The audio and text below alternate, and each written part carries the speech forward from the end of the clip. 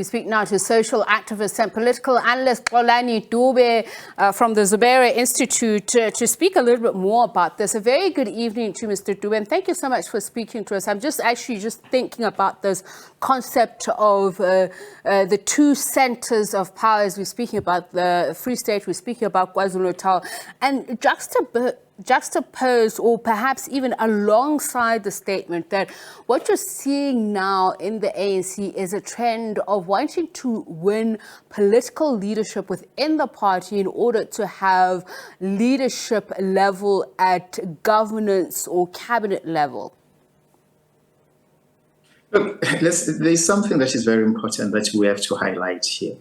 I think ANC has become a calvary, a very excruciating calvary for the women in that organization.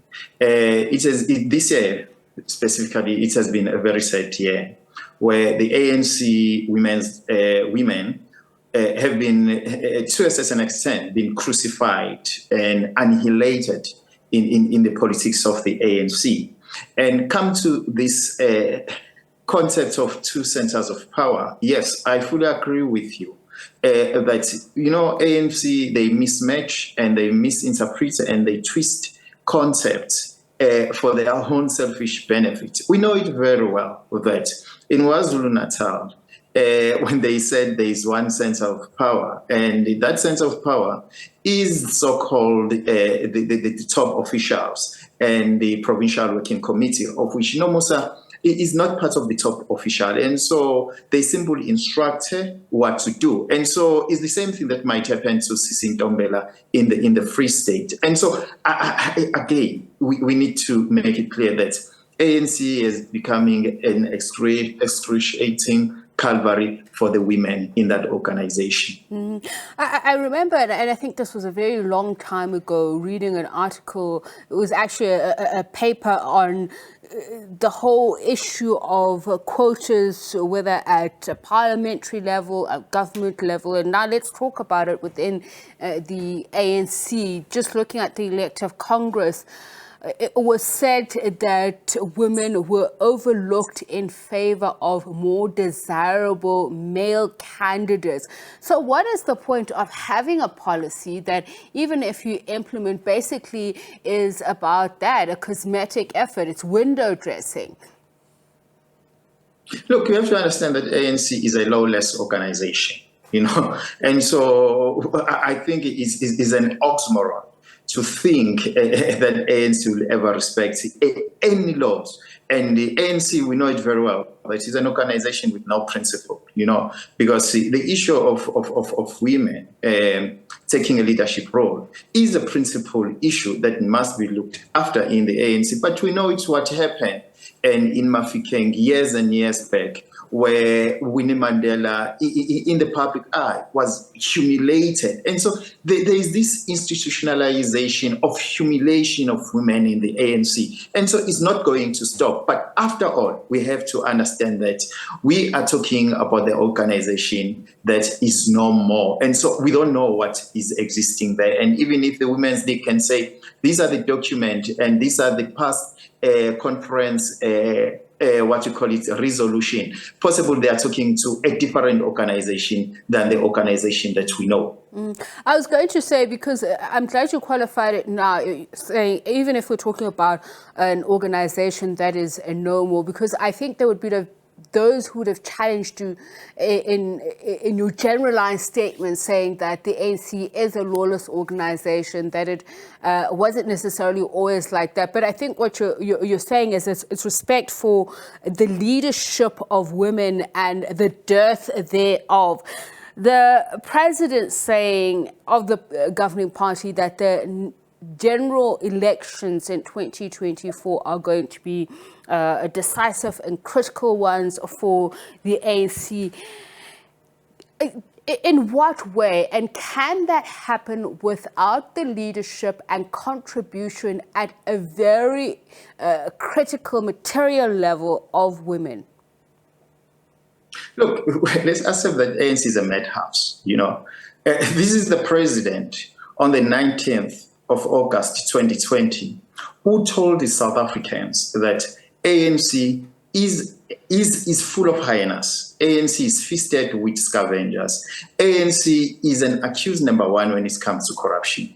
With that letter that is there publicly, he toasted what we call it a dirty on the ANC's coffin. And so that's why I'm saying ANC is done and buried. There's nothing that we can really expect from this organization anymore. And what he's telling us today, it is a confirmation that ANC is a madhouse, because how can we as South Africans, the potential electorate, for us to believe what he's telling us?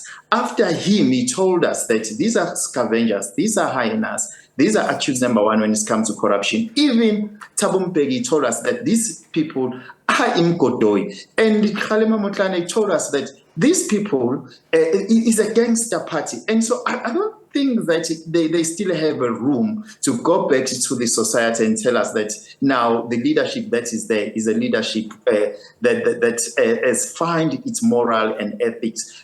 If South African, I can assure you.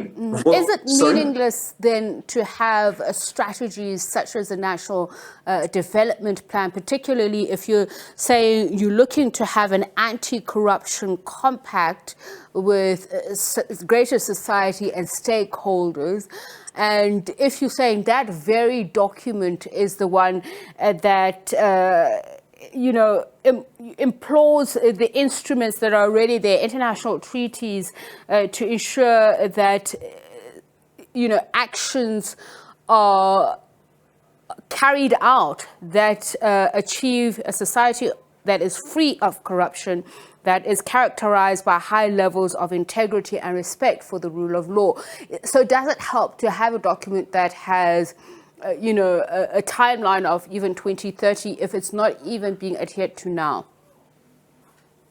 Look, I think post-2024, we still have some few months left, we as South Africans, to have a conversation that is not including these hyenas, scavengers in Kodoi, a gangster party, a conversation that say, how can we save the little that we have for the next generation?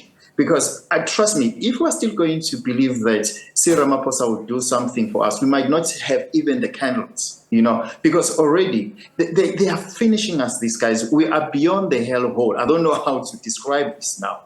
And even, the state that they've placed us in currently or at is a state that we never thought as South Africans that ANC can betray us so much. Therefore, any document or anything that is being recited by the representative of that madhouse, we need to know that possible, if we buy to them, even as South Africans, we have to question our morals, we have to question our ethics. Moreover, we have to question our normality, if we are normal or if we are no longer normal. If we are still going to believe what the ANC has been telling us, because it's the ANC that told us that organization is an organization of scavengers, of hyenas, of imkodo, of gangster parties. What else do we want? And what evidence do we want?